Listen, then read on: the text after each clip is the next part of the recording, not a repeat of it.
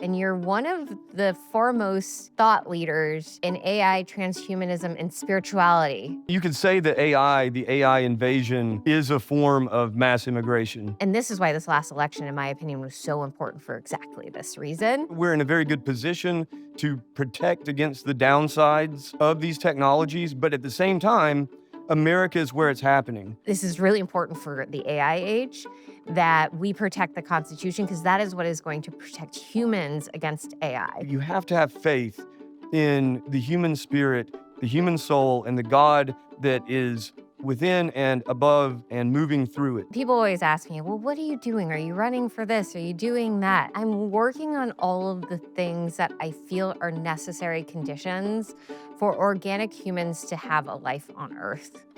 I'm Nicole Shanahan. Welcome to Back to the People podcast, which highlights the growth of a movement uniting America, where our government is free from corporate capture and where we give voice back to the American public. Joe Allen.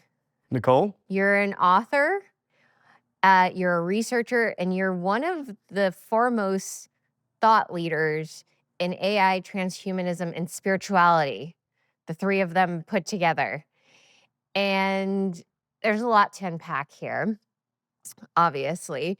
But the first thing I think we should talk about is the fact that this is truly a not political thing in the way that we think about the right and the left, because there's transhumanists on the left and there's transhumanists on the right, or what we think of as the right. Um, and so, first, what is your definition of transhumanism?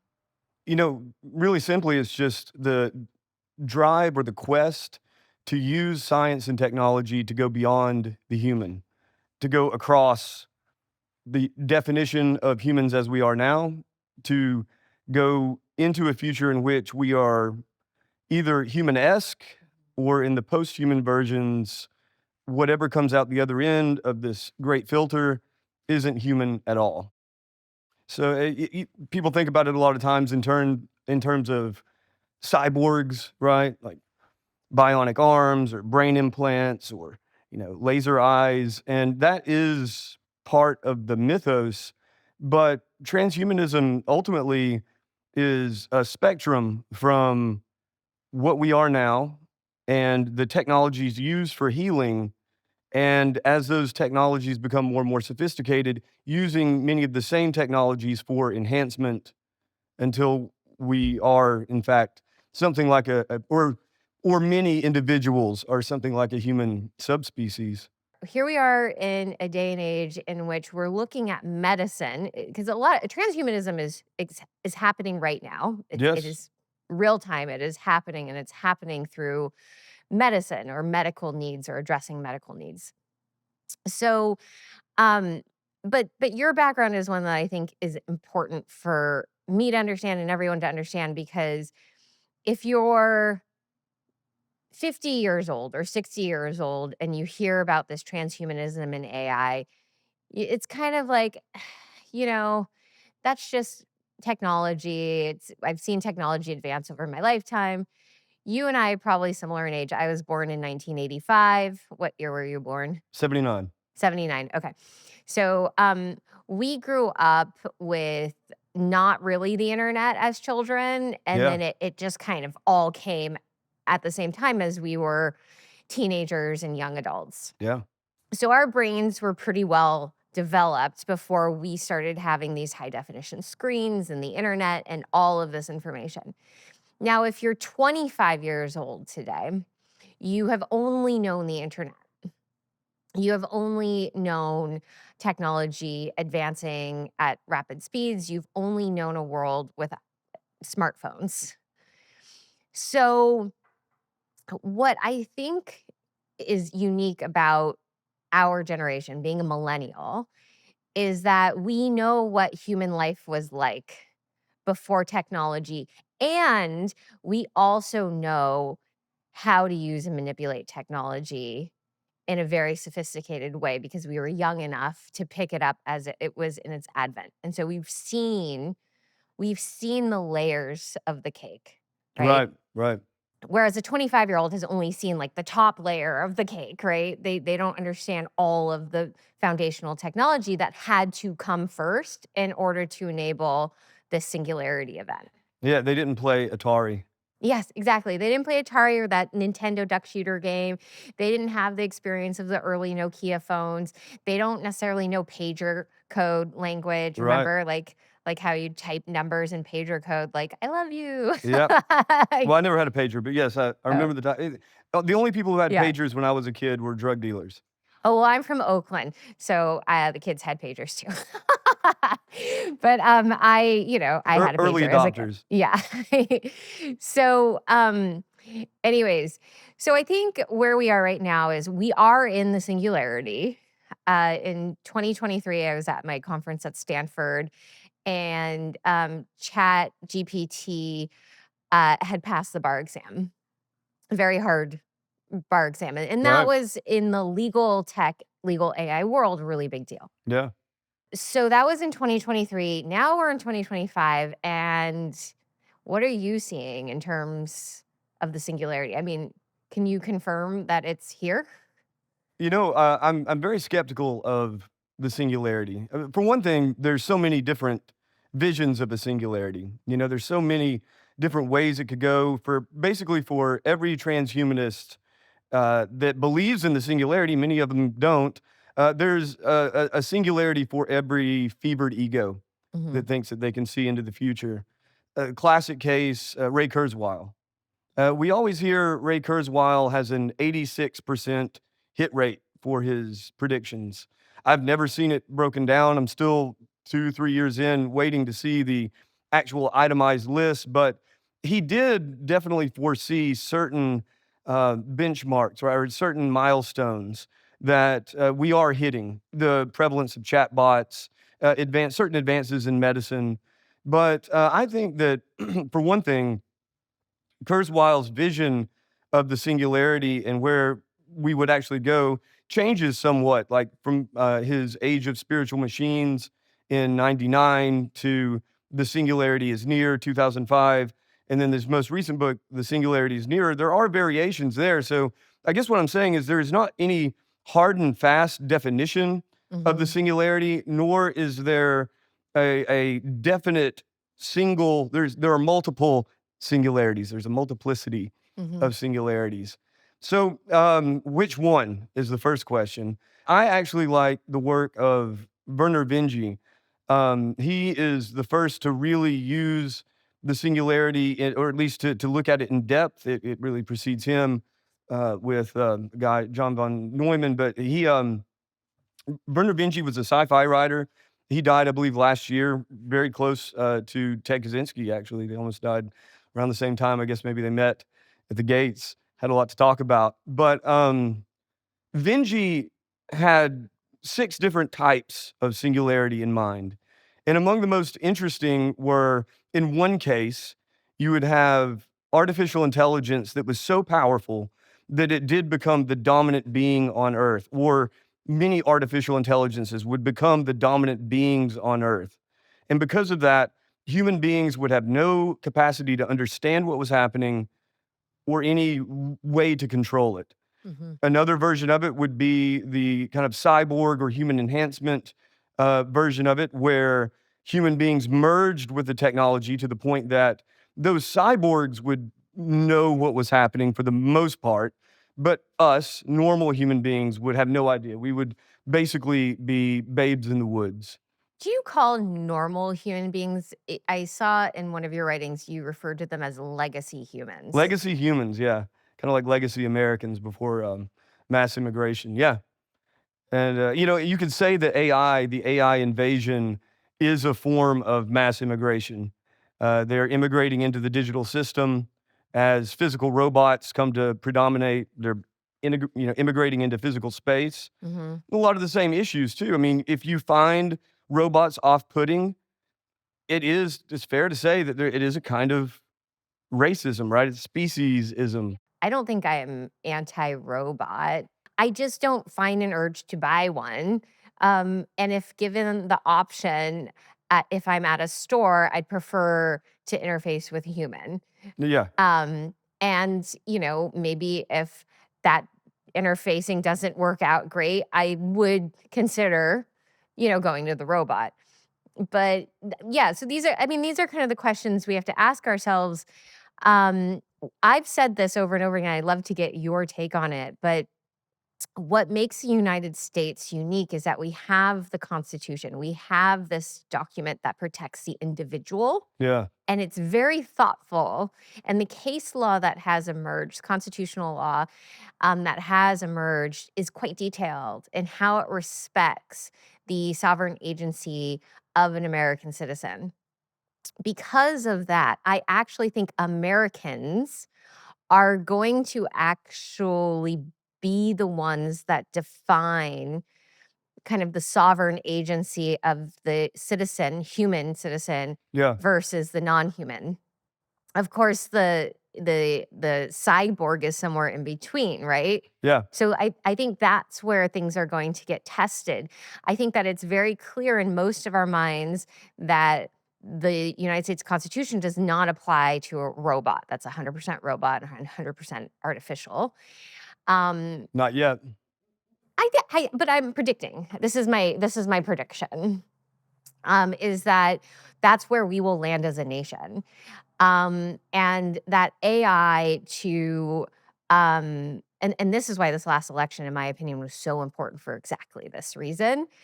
But we must protect the Constitution in the age of AI because AI has extraordinary tools, for example, to search and seize your information, especially your Absolutely. Fourth digital Amendment. information. Yeah. It also has an incredible ability to censor. So talk about the First First Amendment. Amendment. Yes. Yes. Absolutely. So that was put to the test in this election, which is why I got all heated about it because I was like, this is really important for the AI age that we protect the Constitution because that is what is going to protect humans against AI.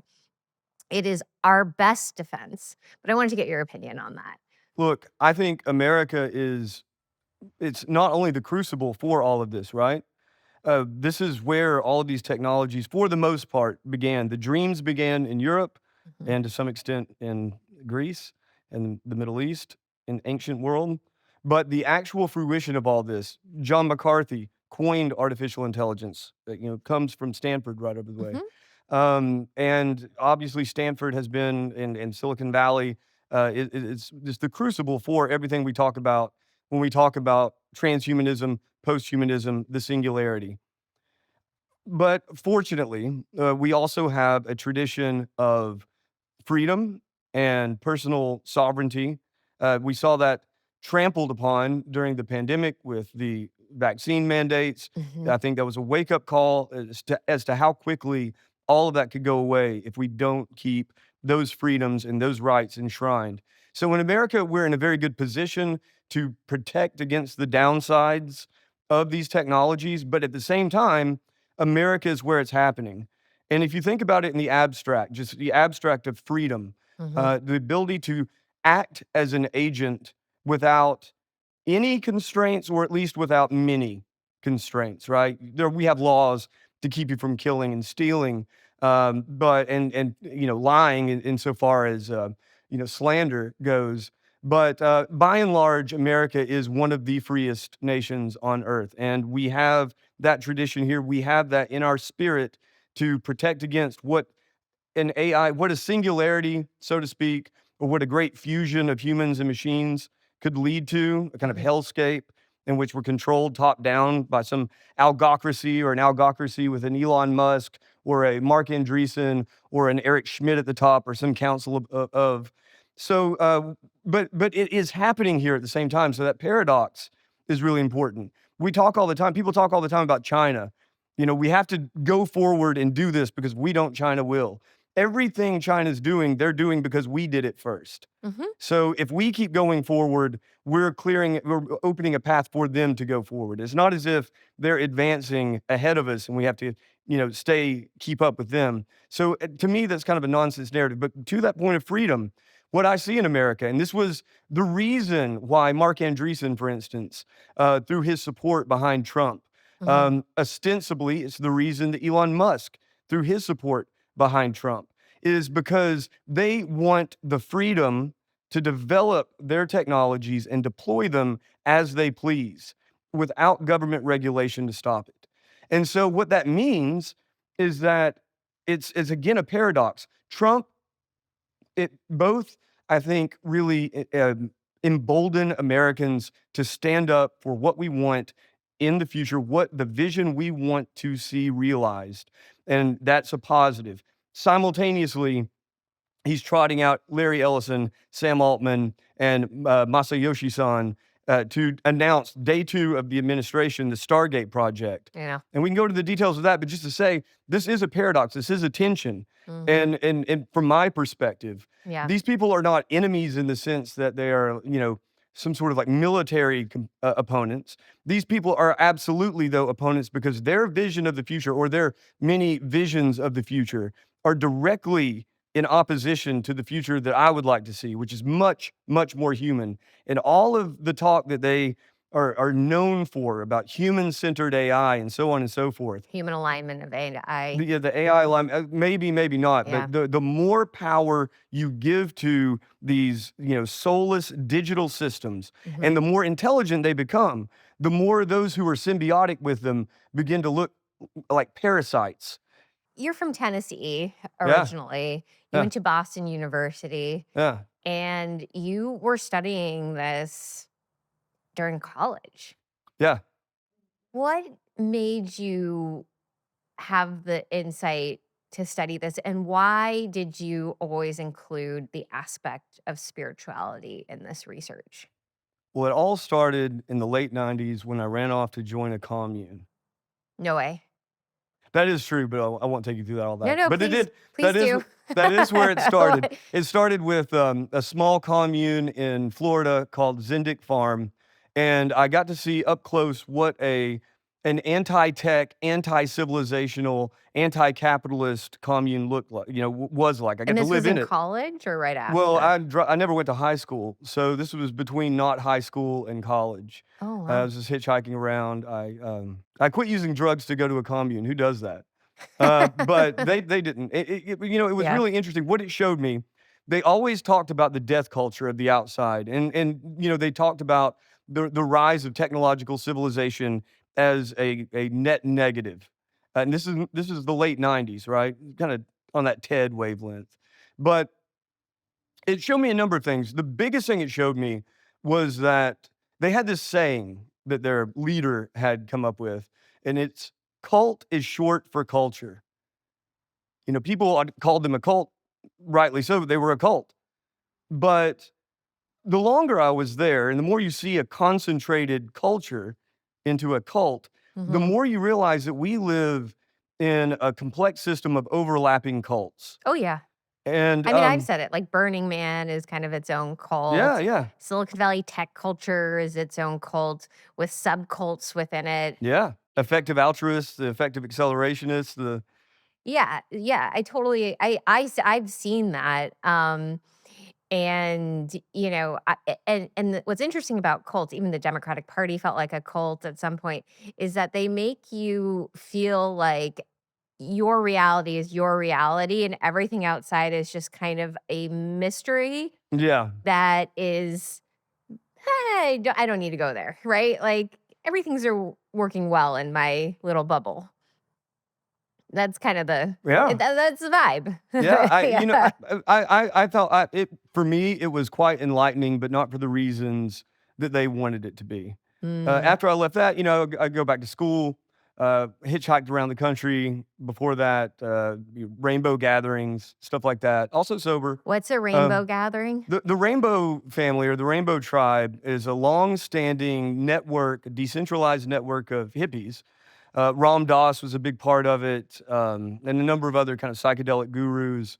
But the national gatherings would take place on national forests, and this one was out in Montana, like 100,000 plus people. Wow. All these different encampments. The Hare Krishnas over here, the Buddhists over there, the acid heads over here, the A camp for the alcoholics, and the Hell's Angels over there. Very violent, very messed up. But also a Christian camp, and that's where you go get meat because everything was free. Yeah. There's no money. It's a barter Everything's system. barter. Mhm. And when I left there, I hitchhiked out with these hippie girls, beautiful hippie girls. And the queen bee, was named Forest Green.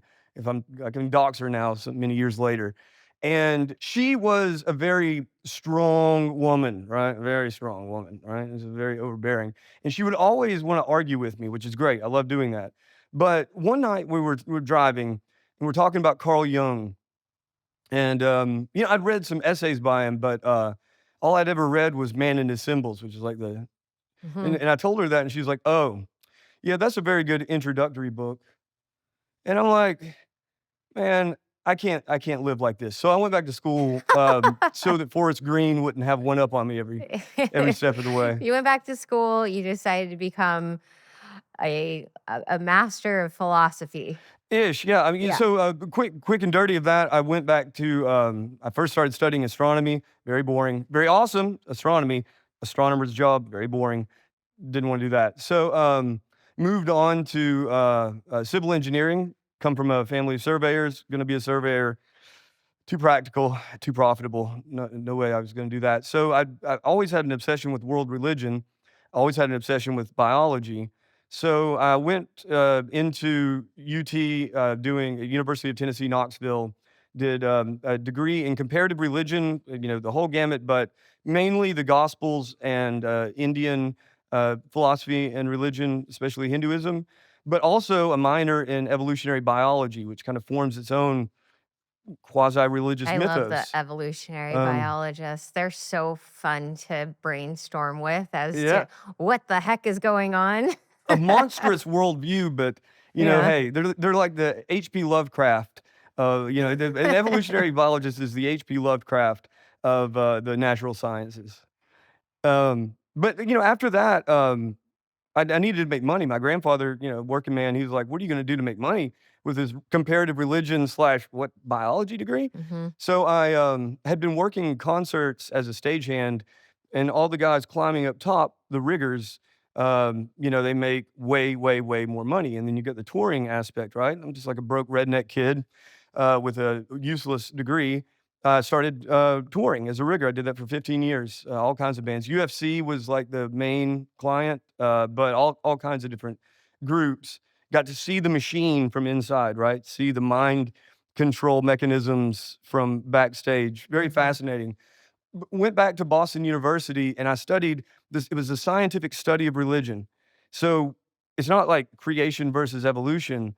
It is looking at religion through various scientific disciplines, trying to understand why, from a scientific perspective, religion exists at all. And it's very deadening spiritually. It's again like probably it's as if you become a robot and you are dissecting a jaguar and can't pet it and feel its beauty, right? Mhm. Mhm. But I went through it, and then not long after that, the Great Reset, Steve Bannon picked me up, and here I am.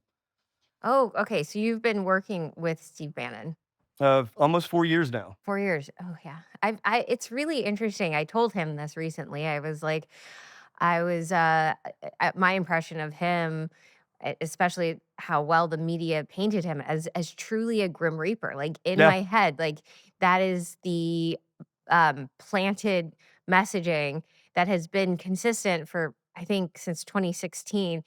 If anyone says Steve Bannon, the first word that comes into my head is Grim Reaper. And I'm like, why? Why is that? It's so bizarre. Because when you sit down and actually like read his background, listen to some of the things he's actually saying, and you hear him out, you don't just take snippets. yeah, And once you hear him out, you're like, oh, I get it. Like this guy is somebody who has seen into the belly of the beast, um, is a devout Christian, humanist. As much as he's been pushing Donald Trump, he's had his guard up around the transhumanists and the AI folks, and he's kept that guard up, which has been really interesting for me to see.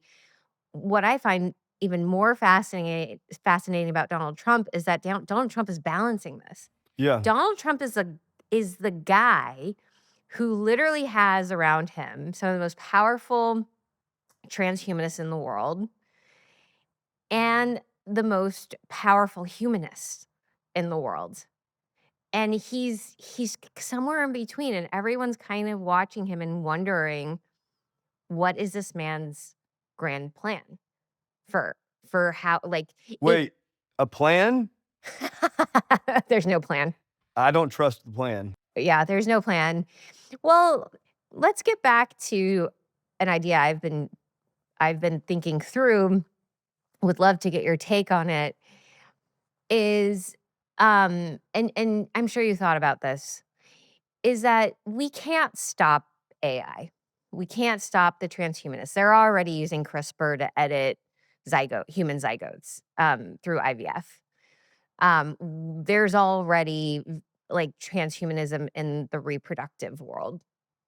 I talk about the companies that are manufacturing eggs in a lab, human eggs and embryos in a lab, without any input from a female ovary. So they just can take any Yep. human cell, Pluripotent stem cells. Yeah. yeah, and grow them into an egg, Yep. and then fertilize it with either real sperm or synthetic sperm, which can also be grown. So that's all happening. Trying to stop or halt that is impossible in my mind. I've tried. Um, Trying to stop brain organoids or any organoids, almost impossible to stop. Stopping the implantation of chips into the brain for computer brain interface, almost impossible to stop. Probably unlikely. We can't stop it. It's already happening. So that leaves us with the fact that the transhumanist cyborg machine human is going to exist. We have no choice. It's happening. Yes. The question is for those humans who understand the power of being strictly organic human and doing this beautiful dance with nature. It's a complex, it is a God-given right. As I am now a new Christian, I understand God and Jesus, and I believed in God before, but now I really understand that the value of the soul is very precious, and it has been up for grabs since the beginning of time. So it's up for grabs again, just in a new format. And it's always been up for grabs, but it is up for grabs in a way which is really dimensionally different, right? Rudolf Steiner talks about like the eighth dimension. Um, so it's up for grabs, and it's either going to go and get sucked into this dimension of machine AI humanoid, or we're going to somehow put up the biggest fucking battle of our lives and leave a space for humans, organic humans, to continue to populate on this beautiful planet Earth. Have to. We are No going to have, choice. yeah. Have you seen Mad Max? Mad Max 2? Beyond Thunderdome? Uh, The old one? no, No, the new one, no. Furiosa. It's the Furiosa one. Nah, I'm so behind. Okay, if you ever have a chance to watch that one, you kind of see this story play out in Furiosa. And what's interesting is a lot of the transhumanists love the Mad Max series because that's where they see the future going. A lot of them have Asperger's, and Right. they're just very logical. And when you think logically about the information and the inputs you're getting, that is the future of our planet, is this Mad Max environment, where you have some very cruel cloned individuals, slave women. And then we find out in Furiosa that there are humans. There are these organic, 100% organic, beautiful humans that find a water source, that understand farming. They grow their own food. They make their own tools and weapons. Commune. They're a commune. Yeah, they're a commune. And they fight like hell for that existence. Radical terrorist commune. Well, they're not terrorists. They're not terrorists. Neither was the one I stayed on. No. Oh gosh. Um, you've left that all behind though, I take it. Oh, yeah, we Yeah. all grow up. Oh, yeah. Um, so, and like, art has its way of reflecting upon certain realities that we face. And in this film, you see this community of these organic humans who they're not fighting for their survival in the sense of they want to destroy the clone cyborg, very dark transhumanist sex. They're hiding. They hide their water, they hide their fruit, they protect their life. And I watched the film and I thought to myself, there's probably something to this, that if we want to survive as humans, we're either going to have to create those treaties now, like that's what we have to do now is treaties for um I don't like calling them legacy humans, but treaties for humans. Humans. Yeah, real humans. um and with the goal that it will be respected by these other factions, um robotic AI cyborg factions. Likely not, because many of these factions are being created in the image of their makers, and their makers, I don't think have that foresight right now. But maybe now is the time that we have this very narrow window to create a fork um, Oh, yeah. for the future of humanity. But Oh, yeah. I mean, it will be, I think, barring some kind of crazy genocide or Luddite uprising, the future will be as diverse and varied as it is now, but most likely way more so. I don't think, first off, I don't think that these technologies will be as godlike as they're saying. They'll be godlike in the sense that human beings look to them as deities, as digital deities. They'll be godlike in that they have real power, but I don't think that they're going to create an AI that's greater even than the pagan gods, let alone the God. And that's a statement of faith. If I'm proven wrong, I guess I'll find out because they uploaded me and sent me to Roko's Basilisk's hell, right? But I don't think that the power that they're projecting is anything more than a sales pitch. It's not to say there won't be a product. There will be. It's just that the sales pitch almost always exceeds the product. So, transhuman Superman sales pitch, actual thing, somewhat like glossy and strange and stuttering kind of monstrosity, also likely. Godlike AI, then you're one glitch away from a mass cataclysm. A singularity, I often joke that the singularity is going to be like one of those automatic toilets mhm. that's spraying up a human bum for all eternity, without you pushing the button to do so. It's not going to be what the specific visions that any of us have, but without a doubt, we have to believe that if we believe that we are intended to be more human than machine, and if we believe that there are realms far beyond this one to Mhm. which we're accountable, then we're going to fight for it. And it's going to be across the world. It's going to be all sorts of people. Now, is it going to be the dominant force? I think a lot of it will be hijacked. Charlatans are much more popular than true holy people.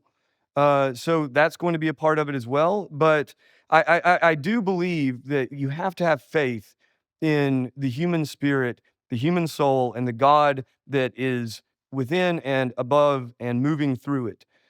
So it's going to be a massive fight. But I don't know how it will pan out all over the world because nobody does. But I really do think that you have certain visions of the future that give you some indication as to where it could go. and they give you some guidance. Rudolf Steiner, while he may have been kind of flaky and insane with a lot of his clairvoyant visions, his concept of Christ, Lucifer, and Ahriman, Aramon, yeah. I think that really does illuminate some part of the moment in history we're in now. Illuminate, Um, no pun intended for the Lucifer reference. yeah, yeah, and I have a section on Steiner in my book. I wrote the book in an anthroposophist's home. And Uh, this is Dark Dark Aeon. Aeon. Yep. Yeah.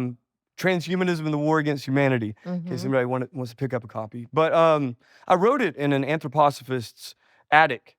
Hmm. So with a bookshelf full of Steiner's work, always kind of referencing it and, of course, discussing it with him and another friend of mine, a longtime mentor who's An been an anthroposophist. Anthroposophists that's the group that anthroposophist. was started by Steiner and still kind of carries his tradition forward. And if I Um, understand it correctly, it was a spiritual science, Yeah, of right? sorts. I would say more spiritual than science, but Mhm. it was spirituality that was really inspired by the science of its day and still is. Mhm. But look, I would hate to be an anthroposophist putting forward a dissertation in a room full of hardcore materialist scientists. I don't think it would work out well. But that notion of Armin, in his vision, we're moving away from that passionate Luciferian epic and moving into the more Ahrimanic epic, one of, Yeah. the calcification, materialism, quantification, control. Yeah, and And he also said, Steiner, because I've read his books on this topic, and was fascinated, but he predicted that in order for Ahriman to come into our world, Lucifer would first have to incarnate into our world to confuse us. I think is wise not to take Steiner too literally, but just because, I mean, it's just a Not literal, like, I don't cacophony, think, like, but there was actually a physical Lucifer incarnated, but yeah, I think the energy of Luciferic thinking yeah, and culture. the 60s.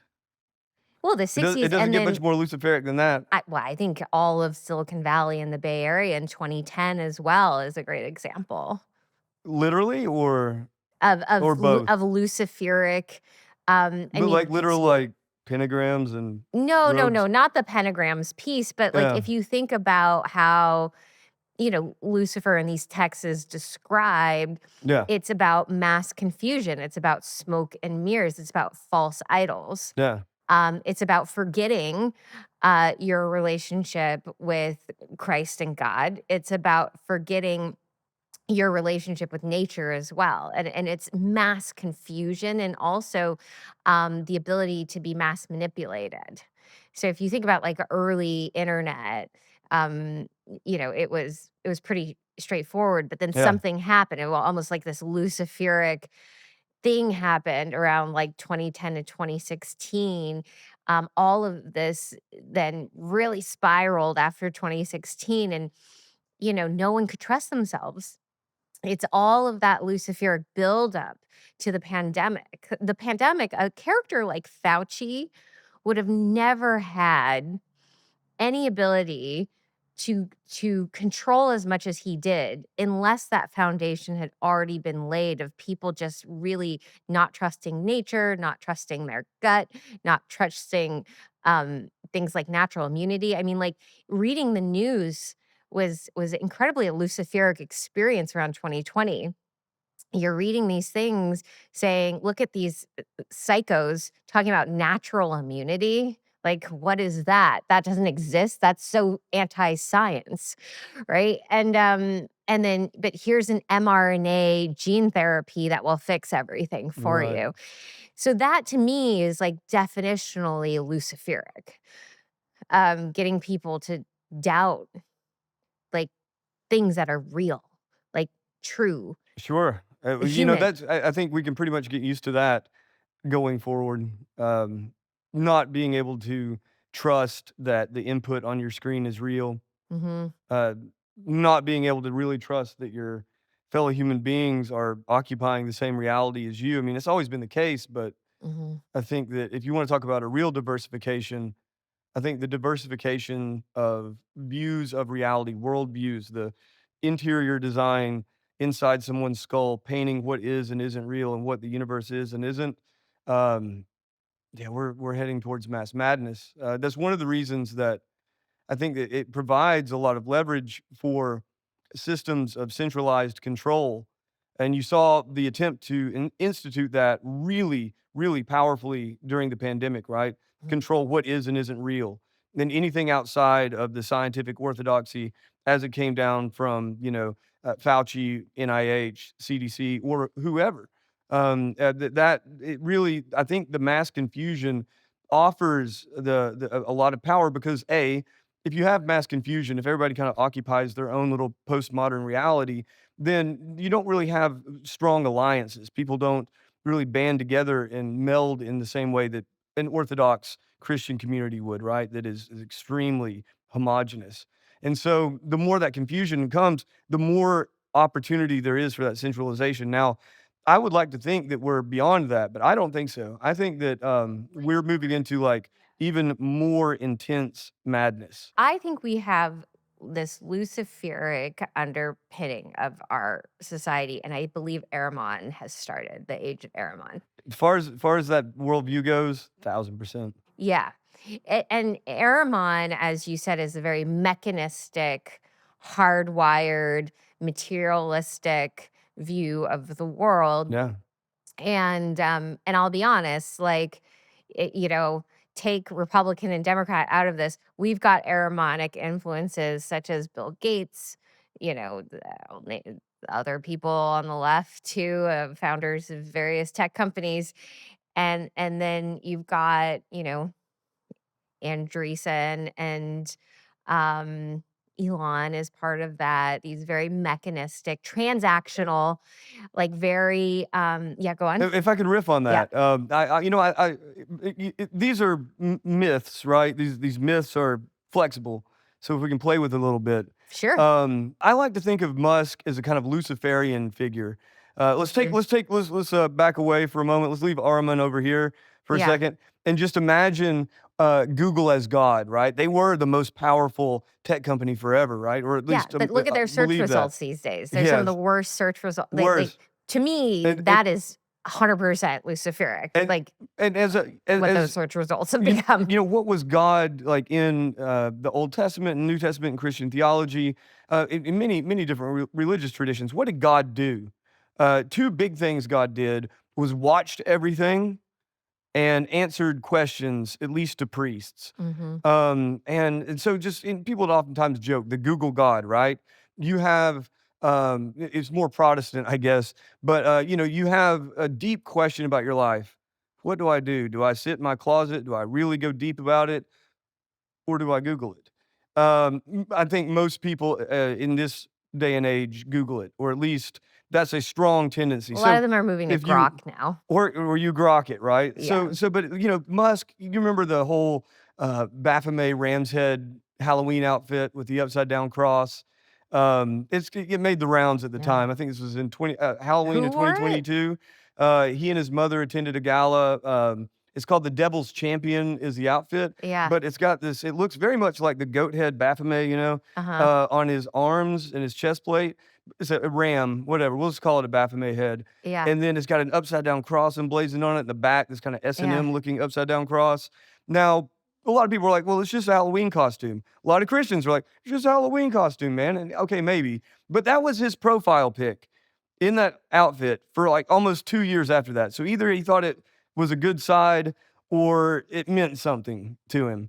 And he is just a trickster character anyway, right? He's always being a smart aleck. He's always so, if Yeah. Google or in the whole kind of complex of established Silicon Valley tech companies, big tech, if that is, a sort of fall or a materialist, human-made bastardization of the God, of God, the Google God, then I think Musk and Andreessen is his like kind of side devil and people like that form a kind of Luciferian element of the narrative. They're the rebels, Yeah. and they're talking about freedom. So who represents Aramon in your mind? Okay, so we were just riffing on that one. So Yeah. we'll just call Google Aramon for that matter, and we'll say Google plays Aramon. I mean, But there is that dual nature of it, right? There is the dual nature of the expression of Lucifer and Aramon together. You yeah. start with one, and any individual or any individual organization can embody both.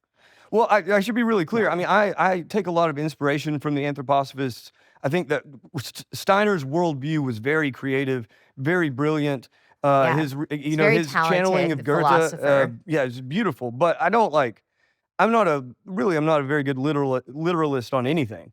So I don't take it literally, so to speak. I see it as more Yeah. symbols. But I'll tell you one interesting motif from Steiner's It's an work. archetype. I mean, like Carl An Jung will archetype, say that what Steiner was 1000%. doing was he was painting these archetypal Yeah. pictures for us. One of the really striking motifs, he wrote it in the 20s. He had the vision in the 20s, and he envisioned a world wide web that Yeah. would enshroud the earth. This is in the 20s, right? This is Hmm. 100 plus years ago. He's very And talented. a Hmm. world wide web, and these beings would arise on earth.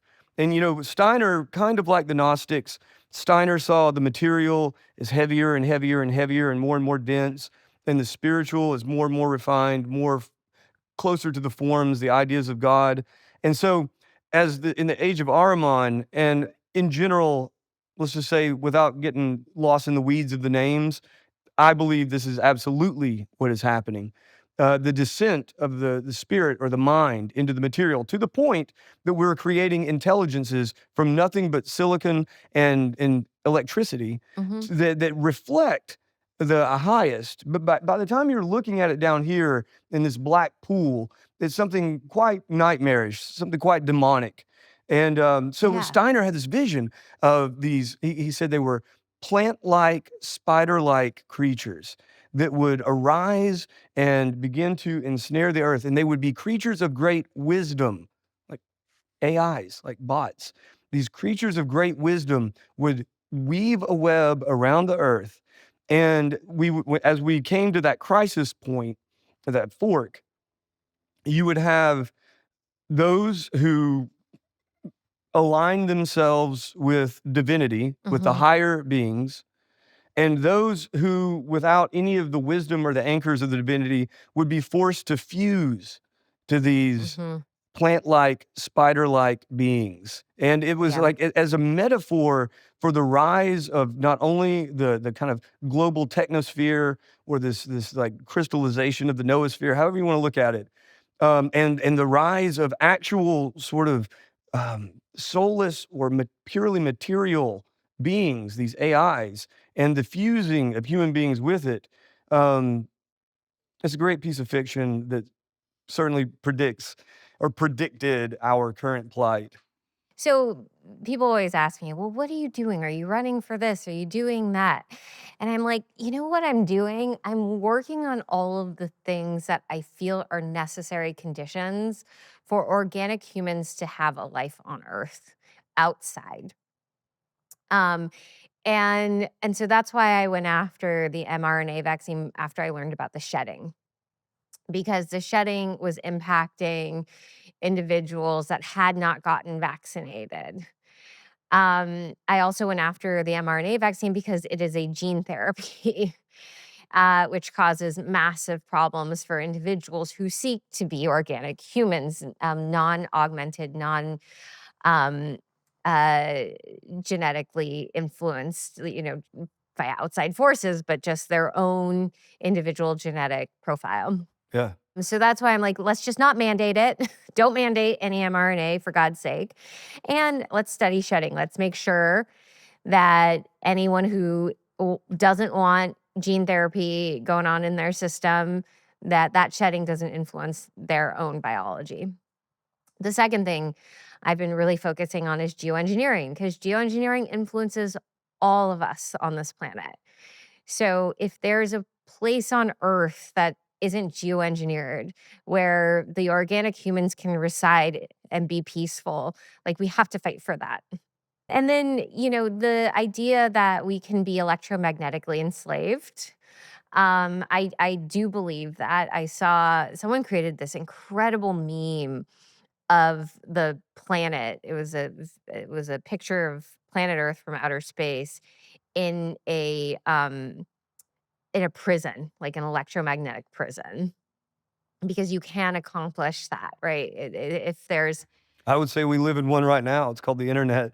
well, the internet, yes, but when you actually materialistically Yeah, I know what you mean. create a distorted electromagnetic field or Sure. polluted electromagnetic field that the organic human cannot actually live on planet Earth, which has its own magnetic field, its own natural organic magnetic field. If you can't access that anywhere as a physical human being, that means that we will become enslaved into a transhumanist future, whether or not we like it. So those are my causes. When people ask me, Nicole, what are you working on? I'm like, well, I'm working on these three things. Why are you working on these three things? Well, I don't want to be, I want offspring that can be human and live like I did as a child on this planet. Yeah, I feel Yeah. that. Give us the Shire back.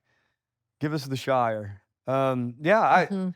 I think that that is very much in danger, and it has been. I mean, for centuries now, we've been terraforming the earth, uh, destroying the original virgin forests.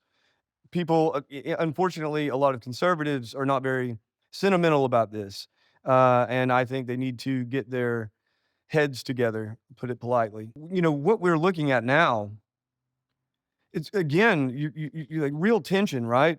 Because guys like at the World Economic Forum, Yeah. whose ideas by and large I am in total disagreement with, very technocratic, very bureaucratic, very like their ideas of how to run a society really do involve a lot of controls, and a lot of the policy papers and a lot of the policies uh, they hubbed out of the World Economic Forum and that Davos man set. On the other hand, Mhm. they're also very much pro-conservation, were at least until like their latest iteration, right? But in general, the kind of liberal-minded, climate change obsessed people Mhm. are much more likely to want to preserve the Amazon That's why I like rainforest. them. Yeah. Mhm. Whereas, and this is not all conservatives by any means. Yeah. I know so many conservatives who are devout conservationists, hunters, Oh, yeah. anglers, outdoorsmen. I've met them Yeah. too. A lot of them were So Kennedy supporters. yeah. So, but Mhm. but this is going to be a real tension because Donald Trump is a mixed bag, and that's just the way it is. I voted for him. Supported him to the extent that I said I voted for him. I'm not really into politics all that much, but it does affect us. And I do think that in the same way that Donald Trump is going to open the floodgates of tech companies to do what they wilt, so to speak, we're going to see a lot of that happening in regards to the pristine areas of America. We're going to have to Mhm. actively defend a lot of that, especially as the drive for power to power artificial intelligence becomes one of many different strains on the ecological system. The Republican tendency and the tendency I'm seeing so far, I mean, we're very, very early in all this, but the tendency I'm seeing so far is that we really are going to have to defend the human from being terraformed, our minds, our bodies, our souls, being terraformed by technologists who would have us altered out of all recognition if they could. Mhm. And at the same time, the natural environment is under the same sort of scrutiny Yeah. to be exploited and altered. And It's talking about parallel. that fight, like, how do you, if you want to have children in a beautiful, at least quasi pristine world. Mhm. It's not going to come easy. You're not going to move there. Mhm. It's just going to be something you have to fight for. And the conditions under which that happens, assuming we pull it off, and I believe that we just have to go forward as if it is inevitable. We are going to win. There's no other thing that you can hold in your mind. But two different ways, just to kind of put it in a very simple sense, that it could happen. Either it's because there are enough people with enough soul and enough self determination to put the lines in the sand, to say no, to put up the cultural and spiritual boundaries and say, you cannot come any further. And we're going to push out as far as we can to keep a human Earth, or at Yeah. least human portions of the Earth. Either it happens because we demanded it and we maintained enough physical power, Yeah. politically, physically on Earth to do that, or, and this is something that I can definitely see a trend towards. There's a transhumanist in Oxford, part of the World Transhumanist Association, Anders Sandberg, who wrote a very controversial piece. It ended up in the conversation a couple years back. And his argument was this, that if legacy humans, or if humanity 1.0 or 1.25, as I guess we technically are, if we want to be preserved and have a space for ourselves, then the government and the general kind of political culture can't be what it was during the colonial period. Mm-hmm. Because during the colonial period and right up until the present day, you saw those with the money and the power and the technology and the weapons dominating and sidelining all the third world and, in many cases, hunter-gatherer people, all those people that were in their way. And as we move forward into an era not of muskets and clipper ships, but of artificial intelligence and drones and mass surveillance and brain chips and blah, blah, blah, as we move into that, it's going to be a similar dynamic unless there is some real self-restraint on the part of those with that power. So again, the power is in the transhumanists' court, right? So to Mm-hmm. speak. The power is in the technologists' court. And what he basically envisioned, in my opinion, even though for him it was like, okay, we'll carve out these preserves for the Amish or anybody who's on a spectrum from now, from us to the Amish, Mm-hmm. and we'll keep them there as a kind of liberal gesture of goodwill towards what came before. Well, that's one way of looking at it, but another way of looking at it, and some of the more honest transhumanists describe it this way: oh, yeah, that's a zoo. We will live in a zoo. And the Mm-hmm. world, the powers and principalities will Mm-hmm. control. And for us, we'll have some sunshine, some clean water. We won't have trodes in our heads, but we will live in a zoo. Ooh, that's dark. I will say being a woman in the middle of all of this and in Silicon Valley and being a woman who has since a little girl connected with nature, um, there is a role, I think, for us ladies, just like Forrest Green, Yeah, who changed your life, right? yeah. By the way, Forrest, if you're out there, come find me. I But miss you. but this is what I think is really fascinating is I've been surrounded by this world for 15 years now and was always kind of beloved, right? Beloved because I was very organic, like not augmented in any way. Maybe I used a little Botox for a few years to try it out, but I stopped all of that. But A tiny little tattoo, I see. I have two tattoos, but that was later in life. That was after my divorce. Mild augmentation. Yeah, mild augmentation. But actually, tattoos have been around for a very, very ancient long time. Sure. Humans have been doing tattoo art for, this is a very human thing to do. Ancient Yeah, augmentation. there Right? you go.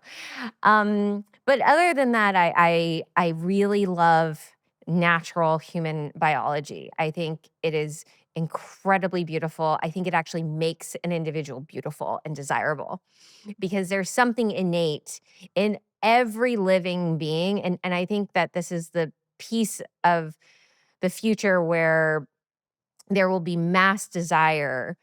And this is talked about in Mad Max too, but for fully organic, earthly women. That never goes away. And I've seen a preview of that having lived in Silicon Valley for Right. as long as I have. I've seen that preview. I've seen these very powerful men seek out the most organic female, a female that almost reminds them of like Greek oracles. So brilliant, connected to God, channeling information, visionary, but also physically pure. And so, I'm older now, but like when I was younger, it was like very much my experience was like going around Silicon Valley and having this very similar experience with these techno elites. That doesn't go away. That actually only spirals and gets bigger. That desire is going to get more greedy, almost like Harems. almost more transactional. Harems. Yeah. So I do foresee that happening. I do foresee Crunchy harems. crunchy harems. Yes.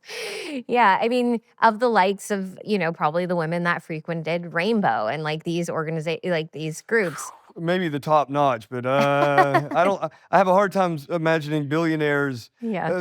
looking, except for Forrest Green and her band of vixens. Again, Forrest. No, I mean, but that's what Burning Man is. Yeah, Burning Man is a simulation of that world, yeah, of that future, of these very powerful elite yeah. men going to Burning Man, and all of these young, beautiful women going to Burning Man and like creating these like miniature harems around these men. I mean, Right. that is what Burning Man has become, unfortunately. But I think it is a reflection of what is more widely happening Can I around ask the you world. something? Yeah. I'm curious. Yeah. So you've been around a lot of these guys. You've gotten to know their deepest intentions probably better than most, to Yeah. the extent that they would be willing to reveal it. If, I know every person's different, but by and large, is it misguided goodwill at the heart of the tech elite transhuman dream? Or is there a touch of malevolence? Or is there deep malevolence? Now that I understand spirituality, I think that there is a bit of their humanity is possessed by something very anti-human. Ah, love Um that. and I've seen it. It's almost like you can see the human logic, and then you see this like little wiggle go through their logic. And you're like, what is that wiggle? Because you are just making no sense. Your logic and reason is so broken right now. It's so cruel that, like, where is that coming from? Because I don't think that's how your mama loved you, Yeah. right? That's not how your mom loved you. Because I know a lot of their moms too. That's not how your mom loved you. So where the frick is that coming from? And you just kind of wonder because the behaviors are so bright, many of them. They're so manipulative and they're so trained in humanity. They're trained in humanity. Trained in humanity. I love that too. So they navigate it. They can say all the right Is it things. is They're some of it like autism masking so that they learn to pretend like a human and empathy or signal empathy where in fact there Well, may it's not funny be because I'll any? talk to some of the women who have been around these men as well, and they're like, "I'm an expert in Aspergian culture." Yeah. 'Cause they'll be able to, like, figure out how to manage these Aspergian men, but then I see them lose their souls too, as women, and I see many of them actually losing their reproductive capacity as well if they take that mindset. Hmm. So it is to me, like, I don't know how to I don't know I'm not like I don't understand it all, but I do see how it interferes. I do see where the humanity is and what is interfering with that humanity. And I don't know precisely what that thing is. I know the Christians have a word for it, Demon sounds about right to demons. me. Um, A memeplex. A yeah. malevolent memeplex, aka demon. I suppose, and I'm new to Christianity, and so how I interface with it, because I still have to interface with these individuals frequently. We're sitting here, right, like literally on Sand Hill Road in the middle of Silicon Valley, and I interface with these individuals frequently. And I think that the more I harness my humanity, my love of humans, my love of God, the more that I can elicit out the human left in these individuals, and the more hope I feel that we can create a fork that is not zoo-like, that allows us to coexist. I have this vision of you pulling off Darth Vader's helmet, and there you have the worm-like Yeah, it's like a remnant of a yeah. human with the scabs all over him, but look, I don't know. Let's say he looks vaguely like Mark Zuckerberg, but aged and scabbed, and I just see you being like, "Come back to us, Yeah. come back to us." Oftentimes, people especially in our crowd, I think that especially American populists have been conditioned in the last few years in ways that have really surprised me and probably ways that are healthy to look at authority with fierce suspicion and to look at capital with fierce suspicion, right? Like forever, most normie cons, they'd be the first to say, no, no, he's a cop. You got to respect him. And most normie cons would be the first to be like, well, he got that money because of, whatever. It's American freedom, American business. And that mentality, I think, is starting to slip. Mhm. And more populists, people out in flyover country, are starting to see. They're starting to be more like their conspiracy theorist neighbors, the normie types, than they used to be. And there's Yeah. something I think really healthy about that because that acquiescence to power led to the pandemic, right? Or I'm sorry, led to the horrific policies that were put in place during the pandemic or whatever you want to call it. But what I also see though is, and I feel this, I kind of grew out of it in my youth. I have a very suspicious little devil in my own amygdala, right? In my own reptile brain that is always looking for threats and is always prone to suspicion. Over time with a bit of maturity, one hopes, you learn to at least turn it into a superpower instead of a disability. But what I see more and more, and I cover transhumanism and I cover it for a skeptical audience. I have all these people who approach me, who are possessed of that suspicious mindset, who see the world in a kind of materialist, knockoff Gnostic way, Mhm. in which everything is evil. It's all demons. It's demons all the way to the moon, right? If you believe in the moon.